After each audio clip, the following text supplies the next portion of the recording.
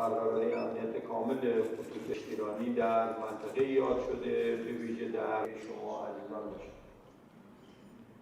با هم برای صلح و امنیت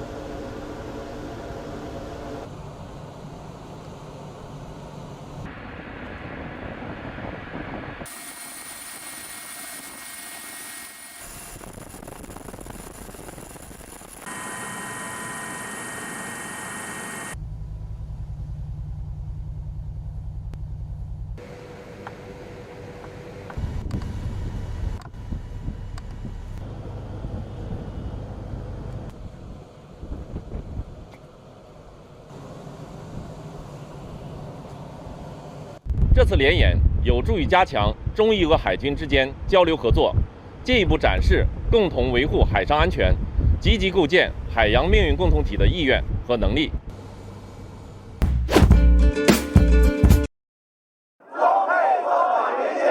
台湾国安危机，中配缩短连线。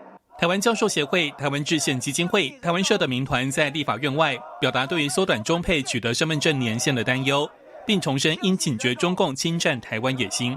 咱选出来立委，咱希望讲伊会当把咱这个中共要来侵占咱台湾这条路，给缩起来，甚至给挡起来。中国来的配偶身上的这一个国籍是敌国的国籍，这是事实。我们没有反对中配个人，可是他拥有那个国籍，还在服从那个国家的法律，受那个国家法律的约束，我们就会变成我们的国安危机。民团担忧中配没放弃中国籍，仍需服从中共，受中共约束。民进党立委钟嘉宾到场时声明，民进党团立场是中配外配平等对待。中配外配平等对待，外配要取得国籍，伊要经过一站到一站的要求。你中配要伫台湾摕到身份证，你嘛要甲外配同款经过考试。甚至阮党籍的委员提出，你嘛要进一步来进行宣誓效忠。依照现行两岸人民关系条例规定，中配入籍不需放弃中国国籍，且70岁以上父母及12岁以下孩子可以来台居住依亲，并直接享有台湾健保。全力府点出，现在两岸情势与过去不同，这次是很好的机会，重新审视中配入籍规定。现在的这个制定的法律是20年前定的。那时候20年前，中国跟台湾的态度跟现在是一样的吗？这一次是一个很好的机会，我们要重新去审视20年前定的这样的一个规划的规定，是不是已经不合时宜了？对于国民党声称现行制度是歧视，漠视中国籍配偶人权，台湾社社长李川信直言，中配入籍后享有的权益远优于外配。他也提醒在野党，别忘记中共长期将台湾排除在国际组织之外，漠视台湾人的人权。新唐亚太电视林家伟、黄燕玲，台湾台北报道。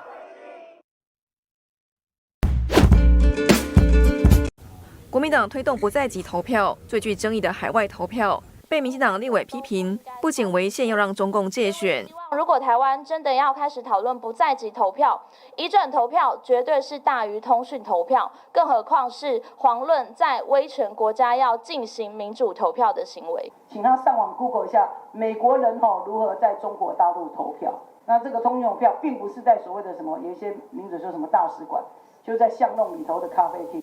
轻轻带过要民进党别抹红，立委吴思瑶则列举中国村民投票有武警持枪监控，更不用说台湾人的投票行为被中共视作违反国安法所谓的分裂领土。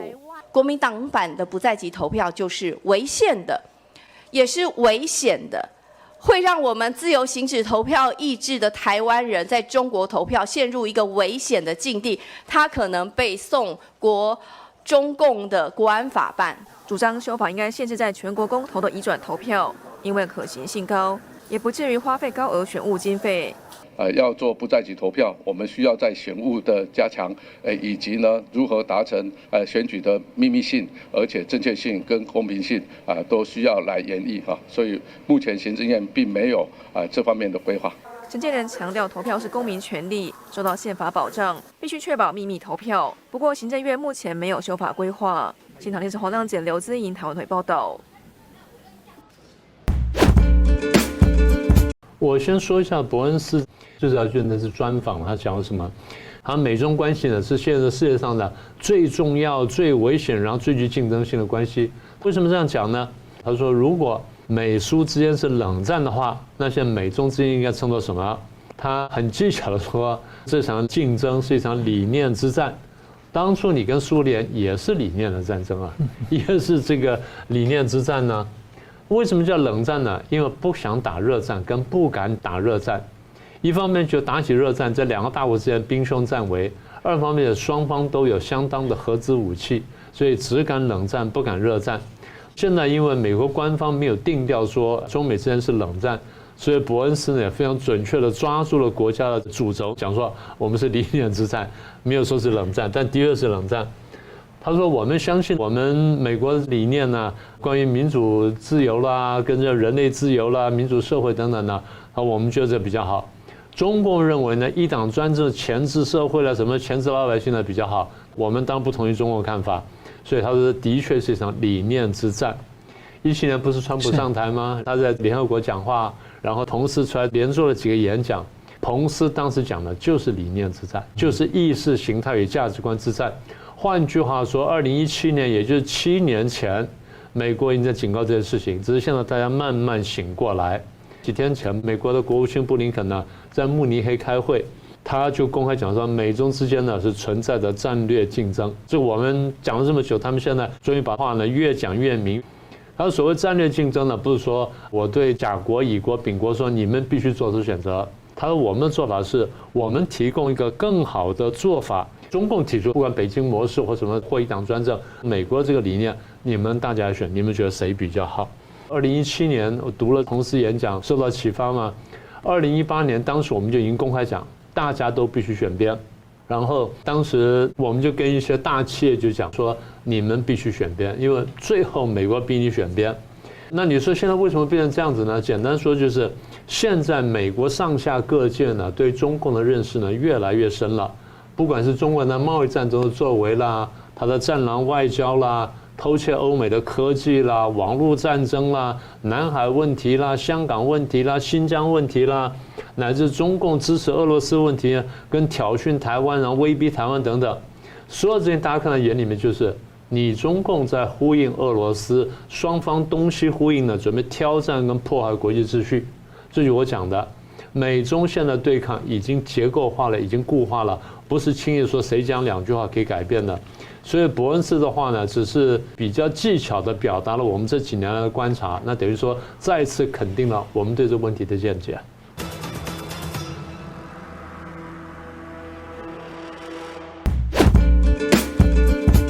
对大多数穆斯林来说，3月11号标志着斋戒月的开始。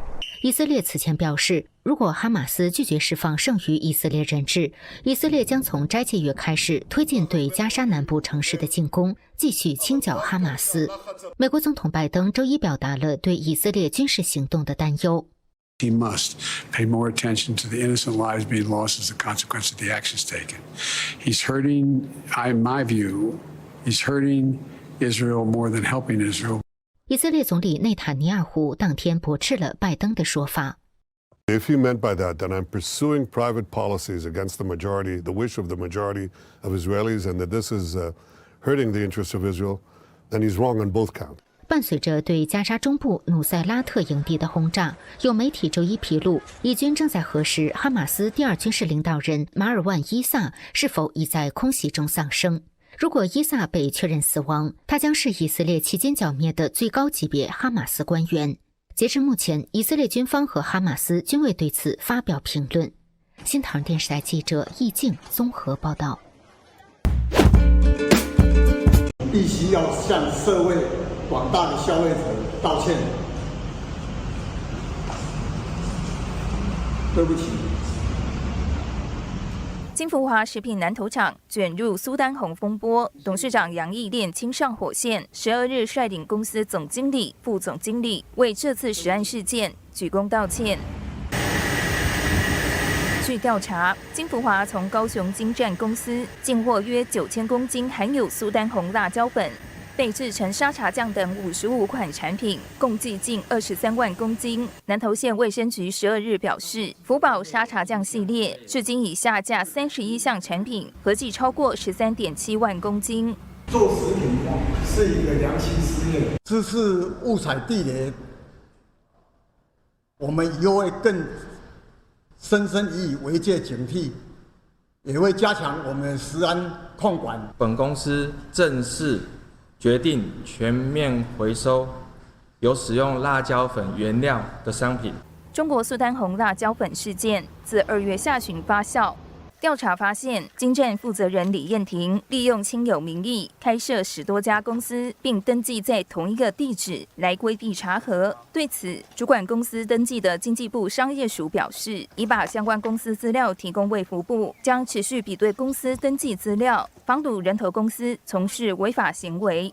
我们也请法务部呢，对于不法厂商呢，一定要严加的这个查办然后来杜绝这样的事件再次发生，并且呢，尽快的在1个月内呢，完成所有的不法辣椒粉的成分的产品呢，都能够下架，来确保我们国人的食安。